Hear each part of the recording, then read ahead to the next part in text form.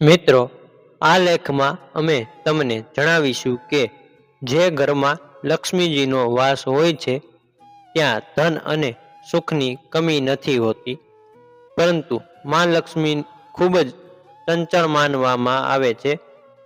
વાસ્તવમાં શાસ્ત્રો અનુસાર માં લક્ષ્મીનો જન્મ સમુદ્ર મંથન દરમિયાન થયો હતો.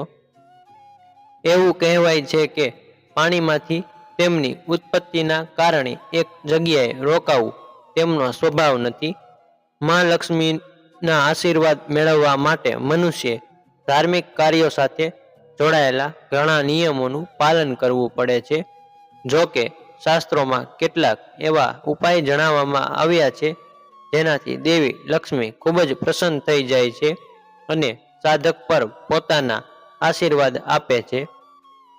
ચાલો જાણીએ દેવી લક્ષ્મીને પ્રસન્ન કરવાના ઉપાય. લક્ષ્મીજીને પ્રસન્ન કરવાની રીતો. ગાય સેવા. શાસ્ત્રોમાં ગાયને પૂજનીય માનવામાં આવે છે. દરરોજ ગાયને તાજી રોટલી ખવડાવવાથી અને તેની સેવા કરવાથી માતા લક્ષ્મી ખૂબ જ પ્રસન્ન થાય છે. એટલું જ નહીં, ગાયની પૂજા કરવાથી 36 કરોડ દેવી દેવતાઓના આશીર્વાદ પ્રાપ્ત થાય છે. તુલસીમાં દીવો પ્રગટાવો. જે ઘરમાં તુલસી હોય ત્યાં દેવી લક્ષ્મીનો વાસ હોય છે. સાંજે તુલસીના છોડ પાસે ઘીનો દીવો પ્રગટાવવાથી દેવી લક્ષ્મી સાધક પર કૃપા કરે છે અને તેના જીવનમાં ધન આવે છે. મુખ્ય દરવાજા પર કરો આ કામ. જ્યાં સવાર સાંજ નિયમિતપણે સાફ કરવામાં આવે છે ત્યાં સ્વચ્છતા થાય છે. લક્ષ્મીજી ક્યારેય પૈસા અને અન્નના ભંડાર ખાલી થવા દેતી નથી. જો શક્ય હોય તો ઘરના મુખ્ય દરવાજાની બંને બાજુ દરરોજ કુમકુમ અને હળદરથી સ્વસ્તિક બનાવો.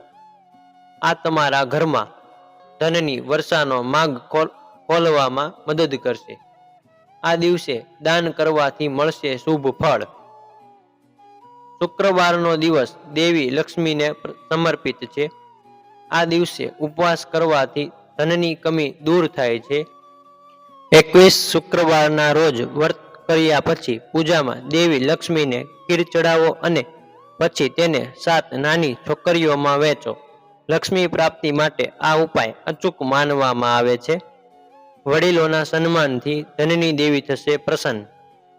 ઘરના વડીલો અને મહિલાઓનું હંમેશા સન્માન કરવાથી માં લક્ષ્મી તે પરિવારમાં પ્રસન્ન રહે છે અને ઘરમાં સુખ સમૃદ્ધિ વધે છે. દરેક મનુષ્ય અને દેવી દેવતાઓ માટે માતા પિતાનું સ્થાન ખૂબ જ ઊંચું છે. દરરોજ સવારે ઉઠ્યા બાદ માતા પિતાના ચરણ સ્પર્શ કરવાથી ઘરમાં સકારાત્મક ઉર્જા અને શાંતિનું વાતાવરણ બને છે.